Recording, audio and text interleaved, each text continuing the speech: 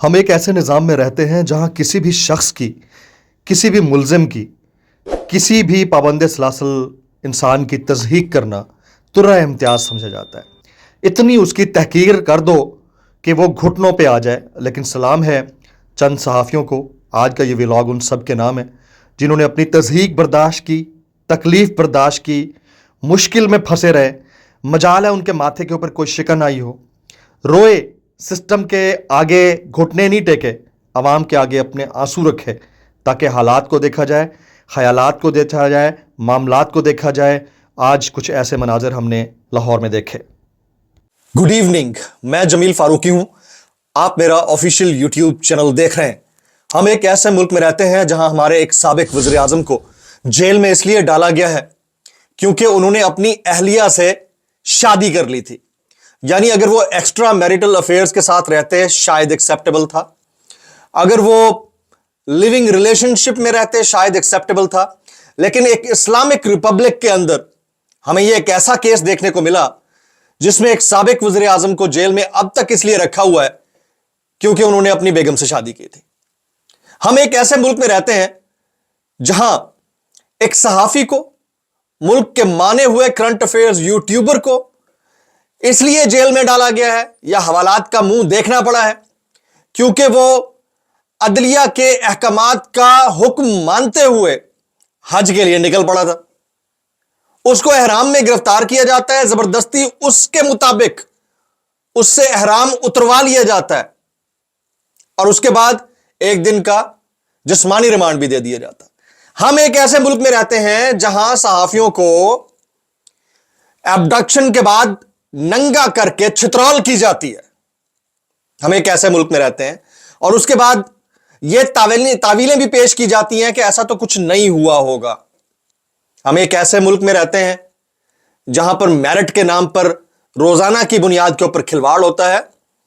Selected آ کر selection committee کو دیکھتے ہیں اور کہتے ہیں ہم اس کی سرجری کر کے ہم اس کو ٹھیک کر دیں گے۔ ایسے ملک کے اندر تمام چیزیں گڑبڑ نہ ہو تو اور کیا ہو۔ آج کا یہ والا ولاگ ایک ڈیفرنٹ اور ایکسکلوسیو ولاگ ہونے لگا ہے، اس لیے گزارش یہ ہے کہ آپ نے ویڈیو کو پہلے منٹ سے آخر منٹ تک دیکھنا ہے۔ ایک اور گزارش، اگر آپ نے چینل ابھی تک سبسکرائب نہیں کیا سبسکرائب کیجئے، بیل آئیکن یعنی گھنٹا یا گھنٹا اپنے انگوٹھے، انگلی یا ساتھ رکھے ڈنڈے سے دبا دیجیے گا تاکہ تمام تر نوٹیفیکیشنز آپ تک پہنچتے رہیں۔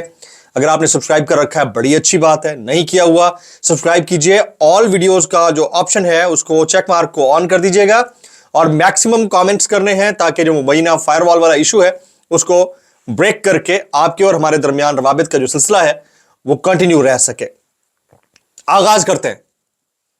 عمران ریاض خان، ملک کا معروف مانا ہوا صحافی، ملک کا سب سے زیادہ دیکھا جانے والا کرنٹ افیئرز یوٹیوبر، گزشتہ شب اچانک پتہ چلتا ہے کہ ایئرپورٹ سے اغوا کر لیا جاتا ہے۔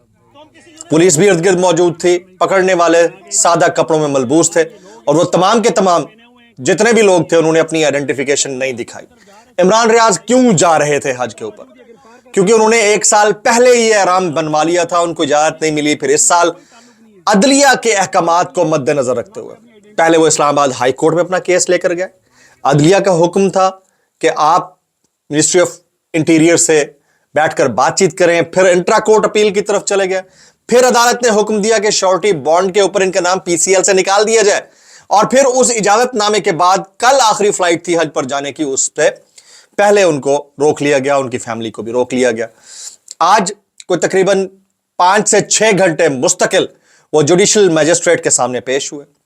جوڈیشل میجسٹریٹ کے سامنے وہ بندہ یہ کہتا ہے کہ پولیس والے رو رہے تھے کہ ہم نے غلطی کی، اللہ ہمیں معاف کر دے، ہم نے بہت بڑی غلطی کی ہے آپ کو گرفتار کر کے۔ اس کے بعد جب انہیں لایا گیا تو بختر بند کے اندر لایا گیا، اس کے آگے ایک قیدی وین تھی، پولیس کی ایک بڑی بھاری تعداد تھی۔ اس کے بعد میاں علی اشفاق نے تمام کے تمام دلائل دینے کے بعد یہ توقع رکھی کہ آج ہی ڈسچارج ہو جائیں گے وہ، لیکن ایسا نہیں ہوا اور انہیں 1 روزہ جسمانی ریمانڈ پر پولیس کے حوالے کر دیا۔ سب سے پہلی بات تو یہ ہے کہ رات گئے اچانک جب عمران ریاض خان آخری فلائٹ لینے کے لیے جا رہے تھے، ایک شخص اٹھتا ہے اپنے 2 گواہان کے ساتھ، مفروضے کی بنیاد کے اوپر میں یہ کہہ رہا ہوں، مبینہ جو سٹوری ہے وہ یہی ہے، 2 گواہان کے ساتھ کہ عمران ریاض نے 2.5 کروڑ روپے مجھ سے لیے تھے اور یہ بھاگ جائے گا اس لیے اس کو پکڑ لیا جائے, اور پورے پنجاب صوبے کی جو پولیس ہے وہ حرکت میں آ جاتی ہے. دھکے دے کر بختر بند میں ان کو بٹھایا گیا ہے. شروع میں نے آپ کو ویڈیو گلمپس اس کا دکھا دیا ہے. یہ پاکستان کی تاریخ کا واحد واقعہ نہیں ہے. یہ گزشتہ 2 سال میں فسطائیت کا جو عطاب پورے قوم یا عوام کے اوپر نازل ہوا ہے اس کے چند گلمپسز ہیں. میں چاہوں گا کہ ہسٹری بھی آپ کو دکھاؤں, لیکن اس کی تمام تر ذمہ دار ریاستیں یا حکومتیں تو ہوا کرتی ہیں, عوام بھی ہوا کرتی ہے جو دیدہ دلیری کے ساتھ دیکھتی نہیں رہتی معاملات کو. اگر آپ اپنے حق کے لیے بات کرنے کا رائٹ بھول چکے ہیں تو یہ تمام تر صحافی جو بار بار پکڑائی دے کے, جو بار بار ہتھکڑیاں پہن کے, جو بار بار سسٹم کے ساتھ دست و گریباں ہو کے حالات کو ایکسپوز کر رہے ہیں, ایک دن یہ بھی تھک جائیں گے. امید ہے کہ نہیں تھکیں گے, لیکن تھک جائیں گے اگر آپ نے اپنے حق کے لیے بات کرنا نہ سیکھا. یہاں یہ کوئی ایجیٹیشن کی بات نہیں ہے. اگر کسی کا مینڈیٹ چوری ہوا ہے تو آگے کہ جمیل فاروقی صاحب ہمارے لیے بولیے. اگر کسی کے گھر میں کوئی ڈاکہ پڑا ہے جمیل فاروقی صاحب آپ بولیے.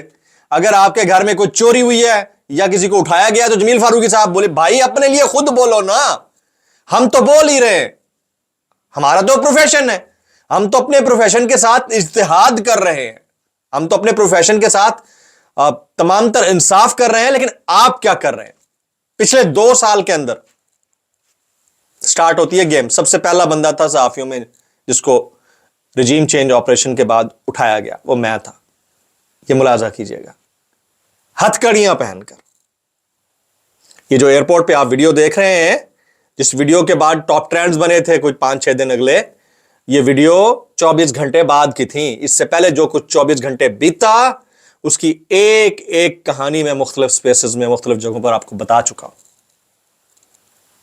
لوگ مذاق اڑاتے رہے, مخالفین تو اپنی جگہ پر جو کیے جا رہے تھے, تکیہ کیے جا رہے تھے, جو اپنے تھے ان کو موقع مل گیا. لیکن کسی نے یہ نہ سمجھا کہ سسٹم کے خلاف کھڑا ہونا, سچ بولنا اتنا آسان نہیں ہے. صرف میرے ساتھ نہیں ہوا, پھر اس کے بعد لمبی لسٹ ہے. ارشد شریف بھائی نے اپنی جان دے دی, صابر شاکر ملک سے باہر ہے, وحید پیرزادہ ملک سے باہر ہے, عارف حمید بھٹی آف ایئر کیے جا چکے ہیں, یہیں بھگت رہے. سمی ابراہیم آف ایئر کیے جا چکے ہیں, بھگت رہے. صدیق جان آف ایئر ہے, بھگت رہا ہے. پھر میں کچھ تصاویر مزید شیئر کر دیتا ہوں. یہ دوسرے کلین کے لوگ ہیں جنہوں نے کبھی ہمارے لیے آج تک ایک بھی ٹویٹ نہیں کیا تھا. اسد طور ہتھکڑیاں لگا کر پیش کیا گیا کیونکہ سسٹم کو گوارا نہیں تھا, آپ نے اس کے اگینسٹ بات کرنے کی کوشش کی تھی. اسد طور کی ٹائم لائن جا کر دیکھ لیں, ہمیشہ میرے مخالف ہی ٹویٹ ہوا ہے. میں نے ٹویٹس کی لائن لگا دی تھی کیونکہ یہ معاملہ ایسا ہے, اس میں ایک دوسرے کی مخالفت ذاتی اختلافات یا پھر پروفیشنل اختلافات کی بنیاد پر تو ہو سکتی ہے, لیکن سب کی ڈیسٹینیشن ایک ہے. یہاں پر یہ جو معاملہ ہے اس کے لیے ہم اس شخص کے ساتھ کھڑے ہوئے ہیں. باقی ہر کسی کی اپنی ثوابدید ہے, وہ جیسے چاہیں اس کو پریزنٹ کر سکتے ہیں. ایون میں بہت سارے ہمارے دوست ہیں جن کے میں نے نام لیے ہیں, وہ شدید حد درجہ اتنے مخالفت میں جا چکے ہیں کہ وہ جب لسٹ آف نیمز لینا شروع کرتے ہیں صحافیوں کی, جان بوجھ کر میرا نام سکپ کیا جاتا ہے. کچھ کو میں ایسا جانتا ہوں جنہوں نے سوشل میڈیا پورٹلز کو اسپیشلی ریکویسٹ کی ہے کہ جمیل فاروقی کے ٹویٹس کو ہائی لائٹ نہیں کرنا. مسئلہ نہیں ہے, پروفیشنل ہوں, اس لیے پروفیشنل بات کر رہا ہوں. آگے چلتے ہیں. ایمان مزاری لڑکی ہے, خاتون ہے, اٹھا لیا گیا تھا. دیکھیں کس طرح سے پیش کیا گیا, سب کو پتا ہے. وکیل ہے, لائر ہے, وائس ہے, ایک سین وائس ہے, اس کے لیے یہ معاملات ہوئے. آگے چلتے ہیں. احمد فرحاد شاعر ہے, بہت اچھی شاعری کی, بہت اچھا بول رہا تھا, لکھنا آتا ہے, کہیں کوئی غلطی کمی کوتاہی ہو گئی ہوگی, لیکن سسٹم کے خلاف بول رہا تھا اس لیے اٹھایا گیا, اس کے بعد گرفتار کیا گیا اور اب ہتھکڑیوں میں پیش کی. ان سب کو ہتھکڑیوں میں پیش کیا گیا. اس کے علاوہ ایک لمبی فہرست ہے, اگر میں نام لینے بیٹھ جاؤں تو الامان الحفیظ. لیکن یہاں سوال ہمارے سسٹم سے بھی ہے. عدالتیں ہمارے سسٹم ہیں, سسٹم کا حصہ. جسٹس میاں گل حسن اورنگزیب اور دوسرے معزز جج صاحب جنہوں نے intra court appeal Imran Riaz Khan की मंजूर की। इस तरह हज से पहले गिरफ्तारी के ऊपर क्या बजरिया टेलीविजन या मुख्तलिफ वकला के जरिए यह बात मौजूद जज साहिबान के गोश गुजार नहीं हुई होगी कि एक ऐसा शख्स जिसको आपने श्योरिटी बॉन्ड के ऊपर मुल्क से बाहर जाने की इजाजत दी थी हज के लिए, उसको इस तरह से गिरफ्तार किया गया है।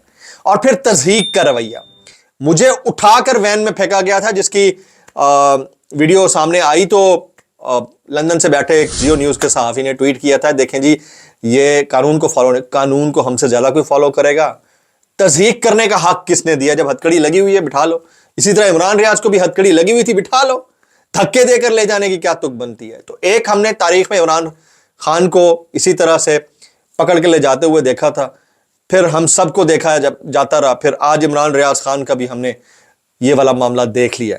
तो क्या हमारे मौजूद जजेस, देखें एक तरफ मुल्क में हद तक इज्जत कवानीन पास हो रहे हैं, बड़ी अच्छी बात है, होने चाहिए, ये डिजर्व करती है कौम, डिजर्व करते हैं, सहाफी भी डिजर्व करते हैं।